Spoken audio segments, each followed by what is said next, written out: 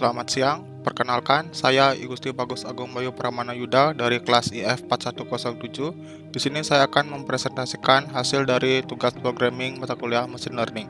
Sebelumnya, di sini saya diberikan sebuah dataset dengan nama Airbnb dengan jumlah record sebesar 22.552 record dengan 16 fitur di dalamnya.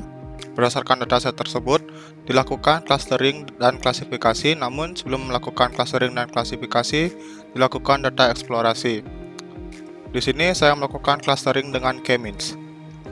Baik, kita sudah ada di program clusteringnya. Pertama, kita load dulu datasetnya dengan menggunakan pandas. Kemudian kita describe datasetnya. Di sini describe ini saya gunakan sebagai pengecekan missing value. Kemudian saya cek korelasi setiap fiturnya. Pertama saya cek present minimum night, kemudian saya cek number of review dengan review per month, kemudian saya mengecek calculate host link dengan availability, kemudian terakhir saya mengecek longitude dan latitude-nya.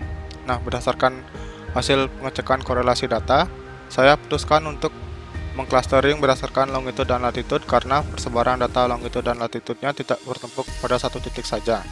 Kemudian data longitude dan latitude kita drop dari data frame dengan menggunakan drop column.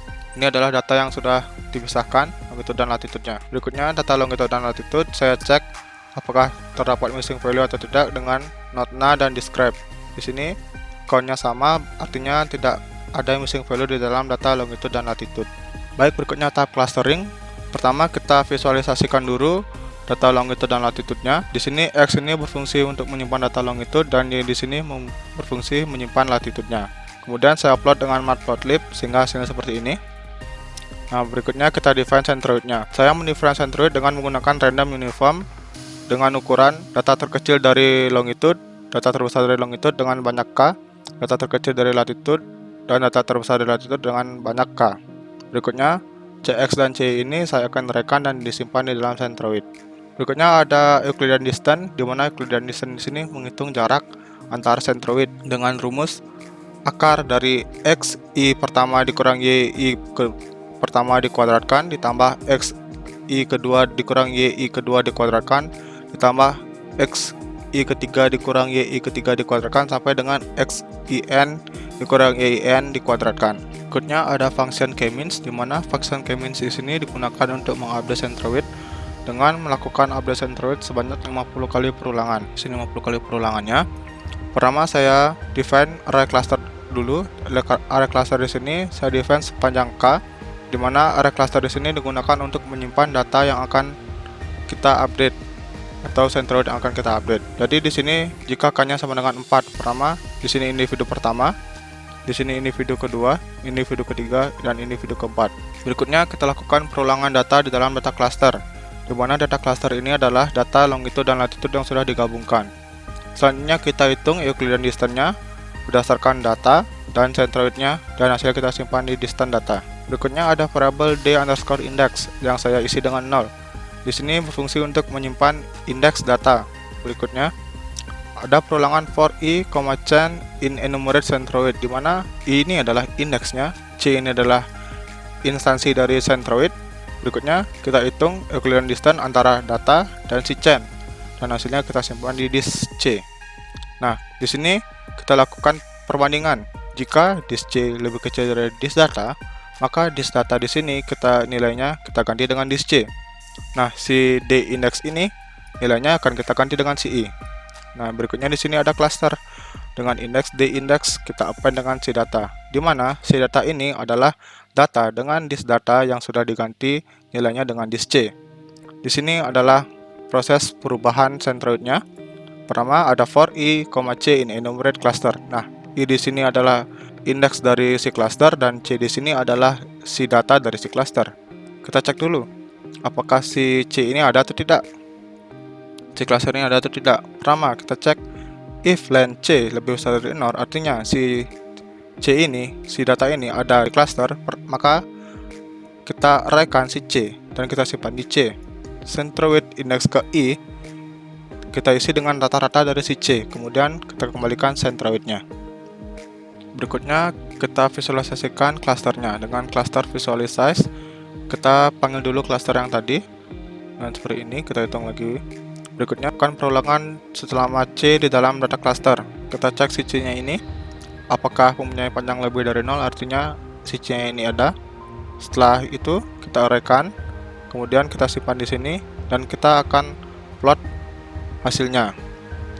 Baik, di sini saya akan mencoba mengclustering dengan K sebesar 4. Pertama kita buat dulu centroidnya, define centroid. Berikutnya centroidnya ini kita akan update dengan fungsi can-means dan disimpan kepada centroid. Berikutnya hasilnya kita akan visualisasikan seperti ini bentuknya. Jadi hasilnya clustering dengan K sebesar 4. Cluster pertama itu ditandai dengan warna biru, cluster kedua ditandai dengan warna orange, cluster ketiga ditandai dengan warna hijau, dan cluster keempat ditandai dengan warna merah. Saya lakukan clustering dengan K sebesar 8. Langkah-langkahnya sama seperti sebelumnya dan hasilnya terdapat 8 cluster seperti gambar di bawah ini. Baik, di sini cluster pertama untuk clustering dengan K8 adalah berwarna biru, cluster kedua berwarna orange, cluster ketiga berwarna hijau, cluster keempat berwarna merah, cluster kelima berwarna ungu, cluster keenam berwarna coklat, cluster ketujuh berwarna pink, dan cluster ke-8 berwarna abu-abu. Baik, berikutnya ada tahap klasifikasi. Di sini saya melakukan klasifikasi dengan menggunakan metode neural network dan support machine vector. Adapun yang saya klasifikasi adalah availability berdasarkan number of review per month, dan calculate host listing count. Sekarang kita sudah ada di program klasifikasinya. Pertama, sebelum melakukan klasifikasi, kita tetap lakukan data exploration dulu. Di sini kita load datasetnya dulu dengan menggunakan pandas seperti biasa. Berikutnya, karena saya ingin mengklasifikasi availability berdasarkan review per month, number of review, calculate hostnya, kita pisahkan dulu keempat data ini dengan menggunakan drop column seperti biasa. Kita drop dulu kolomnya dan hasilnya seperti ini. Berikutnya kita deskripsikan keempat data tersebut untuk mengecek missing value-nya atau tidak dengan menggunakan describe. Baik, berikutnya kita lihat apakah ada missing value di dalam keempat data ini dengan menggunakan isna. Di sini hasilnya pada review per month terdapat true, di mana artinya review per month terdapat missing value.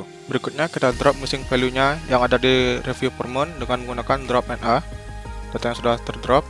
Berikutnya kita di sini mengecek pengaruh dari masing-masing fitur dengan menggunakan ini. Di sini kita lihat availability dipengaruhi oleh number of review sekitar 0,4. Berikutnya availability dipengaruhi review per month sekitar 0,2. Availability dipengaruhi calculate host listing yaitu sekitar 0,2. Berikutnya kita cek korelasi antara dua data. Pertama kita cek availability dengan number of review, availability dengan number per month, availability dengan calculate host listingnya. Berikutnya, karena saya ingin mengklasifikasi availability berdasarkan number of review per month dan calculate hostnya, kita pisahkan dulu availability-nya dan kita masukkan ke dalam label. Ini kita drop dulu availability-nya dan kita simpan ke dalam label. Kita cek apakah sudah terdrop menggunakan data shape. Di sini sudah terdapat 3 fitur yang ada, jadi availability sudah terpisahkan. Berikutnya kita pisahkan data train, label train, dataset, dan label set. Di sini data train saya isi dengan 10.000 record dari data, dan label train saya isi dengan 10.000 record dari label. Dataset saya isi dengan di atas 10.000 record, artinya di sini terdapat 8.638 data, dan label set saya isi dengan di atas 10.000 record, yang artinya berisi 8.638 data. Berikutnya klasifikasi menggunakan neural network. Kita panggil dulu library-nya dengan menggunakan scalar. Di sini saya set hidden layer-nya 128, 64, 32, 16, 8, 4, dan 2. Dengan hasilnya, di sini akurasinya sebesar 40,2986, atau saya bisa bulatkan menjadi 41%. Berikutnya, di sini klasifikasi menggunakan SVM. Tetap kita panggil dulu library-nya dari scalar. Hasilnya sebesar 38,3190% atau 39%. Baik, di sini kita akan membahas metode evaluasi yang saya gunakan. Di sini saya melakukan penghitungan akurasi berdasarkan pada jumlah data yang sama pada data prediksi, kemudian saya bagi hasilnya terhadap jumlah label set, yaitu sebesar 8.638 data. Jadi kesimpulannya, berdasarkan hasil klasifikasi tersebut, terdapat perbedaan antara metode neural network dan support machine vector. Di sini asumsi saya yang mempengaruhi perbedaan tersebut adalah adanya hidden layer pada metode neural network. Jadi semakin sempit ukuran hidden layer, maka hasil yang diberikan akan semakin kecil. Sekian presentasi dari saya.